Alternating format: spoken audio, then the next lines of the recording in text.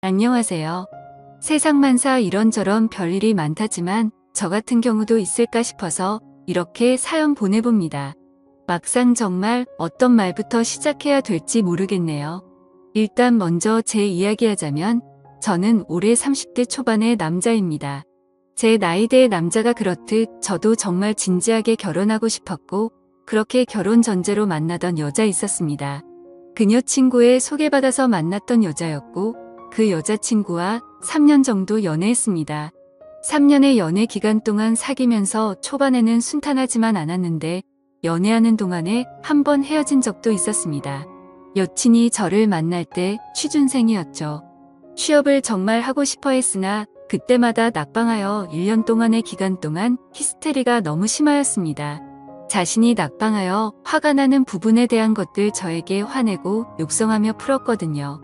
저도 처음에 어느 정도 이해하고 받아줬습니다.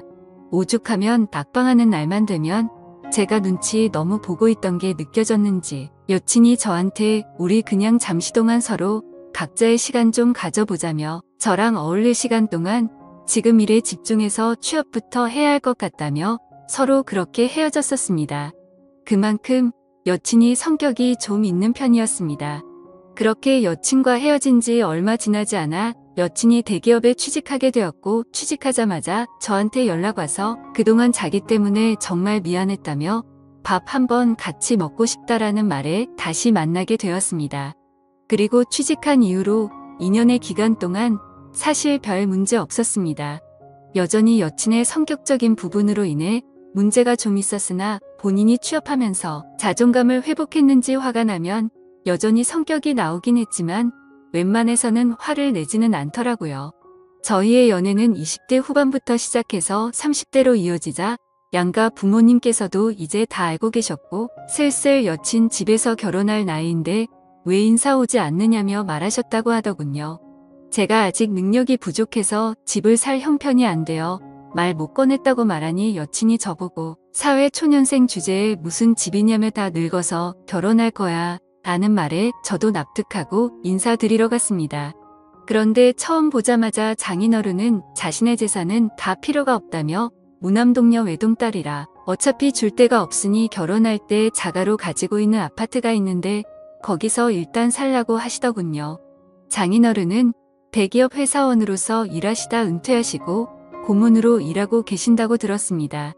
재산이 그렇게 막 부자까지 아니더라도 집은 2채 정도 가지고 계신다고 하더군요. 그리고 장모님은 평생을 전업주부로 사셨다고 들었습니다.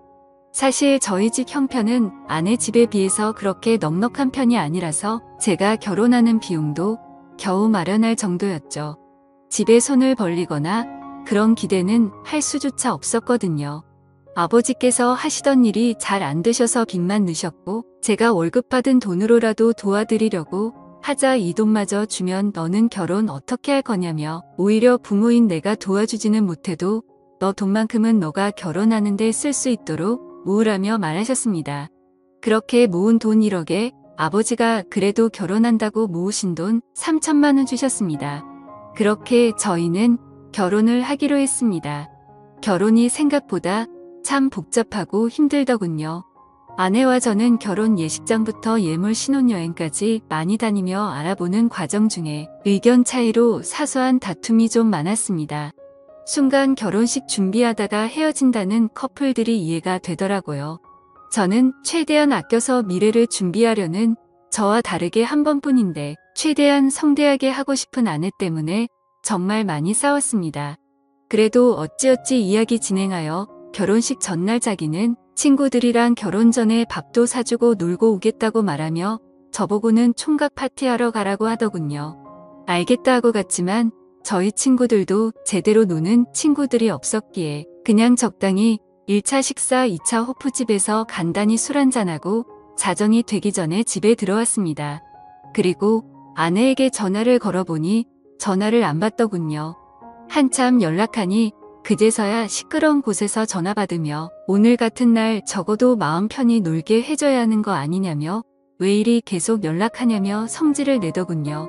언제 들어갈 거냐는 말에 술이 취한 목소리로 놀 만큼 놀다 갈 거라며 걱정 말하면서 끊더군요.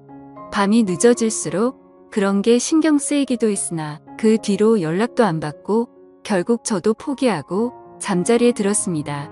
다음날 식장에서 아내는 밤새고 온 건지 연신 피곤한 모습으로 있었고 마음속으로는 정신없던 결혼식 마치고 부랴부랴 유럽행 비행기로 올랐습니다. 저희 그 후에도 신혼기간 동안 많이 다퉜습니다. 전날 뭐 하느라 계속 연락 안 되었냐? 어디에 있었냐는 제 질문에 친구들끼리 있는 거 뻔히 알면서 왜 그런 질문하냐고 성질만 내는 아내와 다퉜었죠. 결국 해외까지 와서 이렇게 싸우는 건 아니다 싶어서 그냥 제가 사과했습니다. 화내서 미안한데 어느 남편이 아내가 결혼식 전날 연락도 안 되고 밤에 노는 게 기분 좋겠냐고 화 풀고 좋게 지내자고 했습니다. 남은 기간은 나쁘지 않게 보냈고요. 그렇게 신혼여행 마치고 돌아왔는데 아내가 갑자기 임신이라더군요. 저는 그때부터 기뻐하는 마음커녕 계속 불길한 생각이 들더군요. 정말 내 아이가 맞는 걸까라는 생각이 계속 들었습니다. 계속 찜찜하게 연락이 안 되던 결혼식 전날이 떠올랐지만 아내한테 그런 걸 표현할 수 없었죠. 아내는 임신한 걸 가지고 대단한 유세처럼 저에게 다시 히스테리를 부리며 입덧으로 인해 저를 그냥 노예처럼 부리려고 했고 저는 그런 아내에게 맞춰주면서도 마음속의 불안감 때문에 점점 저도 미쳐버릴 것 같더군요. 결국 이 찜찜한 불안감 때문에 아내의 뒷조사를 하기 시작했습니다. 아내는 자기 자신의 영역에 대해서 철두철미한 스타일입니다. 자기 물건 건드리는 것도 싫어했고 자신의 폰 보는 것도 싫어했기에 항상 폰에 비밀번호가 걸려 있었고 그걸 알아내기 위해 정말 티 안 나게 한 달 넘게 곁눈질로 봐서 알아냈고 아내는 잠기가 밝은 편이라 제가 잠자는 도중에 조금만 움직여도 깨는 편이었습니다. 의심도 많아서 제가 자기를 의심하는 걸 눈치채기라도 해서 만약 제 불안한 생각이 틀렸을 때는 엄청 난리칠 게 안 봐도 뻔히 보였던 터라 저는 더욱 조심스러웠지만 다른 것도 아니고 임신에 관해서는 필히 확인해보고 싶었습니다. 그래서 기회를 노리고 있었는데 아내가 주말 점심시간쯤 낮잠을 잔다며 방에 들어갔는데 피곤했는지 휴대폰을 거실 소파에 그대로 놔두고 정신없이 들어가더군요. 그렇게 아내가 잠자는 동안 핸드폰을 열어볼 수 있게 되었습니다. 정말 무슨 첩보 영화 남자 주인공처럼요. 이렇게 열어본 휴대폰 하나하나 카톡에 있는 대화를 보는데 저는 제발 제 불안한 생각이 간절하게 틀리길 바랐었습니다. 카톡 대화 내용을 살펴보니 아내의 전남친과 대화한 내용이 있었고 둘의 대화 내용에는 전남친이 말하길 어제 오랜만에 좋았다고 결혼식은 잘했냐?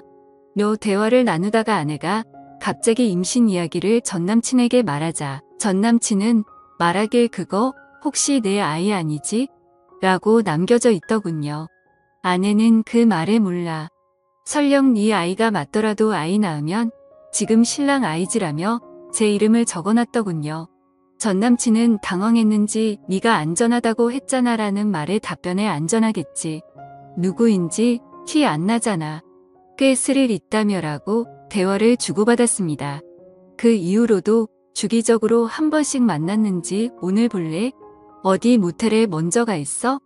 등의 대화들이 남겨져 있었습니다. 순간 저는 정말 배신감과 분노에 온몸이 떨려왔고 저는 그걸 다 보고 나서 들은 생각은 저 아이가 그냥 제 아이가 아니었으면 하는 마음이었습니다. 그렇게 아내의 대화 내역들 전부 제 핸드폰으로 다 캡처했으며 일단 아무 일 없는 듯이 놔둔 채로 변호사님을 찾아갔습니다.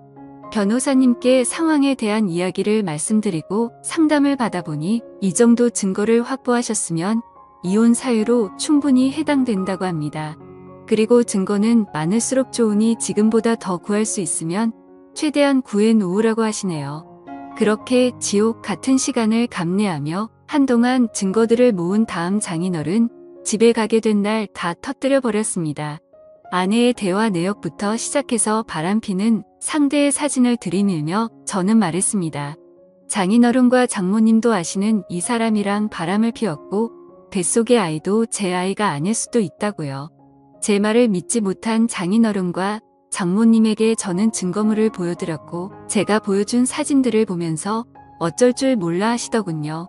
그리고 옆을 쳐다보니 아내는 부끄러운지 얼굴이 시뻘개져서 저한테 달려들며 욕하며 제 폰을 뺏으려 했습니다.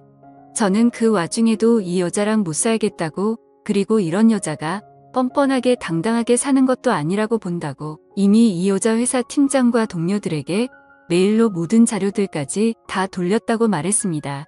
그러자 아내는 적반하장 저한테 오히려 고소한다길래 어디 한번 고소해보라고 했습니다. 그리고 너같이 더러운 여자가 이 세상에서 뻔뻔하게 사는 건 절대 용납 못한다고 했습니다. 장인어른이 그래서 이렇게까지 상황을 벌린 건 이혼하고 싶다는 거냐고 묻길래 장인어른 같으면 저 뱃속의 자식이 내 아이인지 아닌지도 모르는 자식 키우면서 히스테리나 부리는 여자 데리고 살 자신 있냐고 되물었습니다. 아무 말도 못하고 있는 장인어른에게 저는 말했습니다. 장인어른의 따님이 전 남친과 나눴던 카톡 대화 내역 다시 떠올려 보세요. 저는 그 카톡의 더러운 대화 내역들 생각만 해도 아주 치가 떨립니다. 그리고 그 대화 내역 증거 모으는 동안 피를 토하는 심정으로 참았었고요. 장인은 미안하다며 저에게 할 말이 없다고 하더군요. 그렇게 장인어른 집에서 나와 집으로 돌아오는데 눈물이 계속 흘러내렸습니다. 속은 시원했지만 그동안 이 여자를 사랑했던 제 자신이 너무 한심하고 밉더군요. 그렇게 저희는 이혼 절차에 들어갔고 위자료와 상간남 위자료까지 다 받았습니다. 그 여자 다니던 회사 자기 손으로 자진해서 나갔다고 하더군요. 이미 회사 쪽도 다 알려져서 다닐 수도 없었겠지만요. 그 후 아이를 출산했다고 장모님께 연락 왔길래 친자 확인을 해보고 만약 맞다면 양육비 부분에 대해서 다시 연락 준다고 하네요. 전화 끊는 순간 제 아이였을 거라 생각하고 아내에게 노예처럼 살며 사다 바친 음식들이나 제 생활들이 어렴풋이 떠오르더군요. 아무튼 그렇게 아이의 머리카락을 채취하여 저와의 친자 관계를 확인하였습니다. 며칠 후 친자 검사 결과서를 보고 한참 어이없이 웃었습니다. 제 아이가 아니었던 거죠. 저는 그래도 한때 사랑했던 그 여자에게 문자로 말했습니다.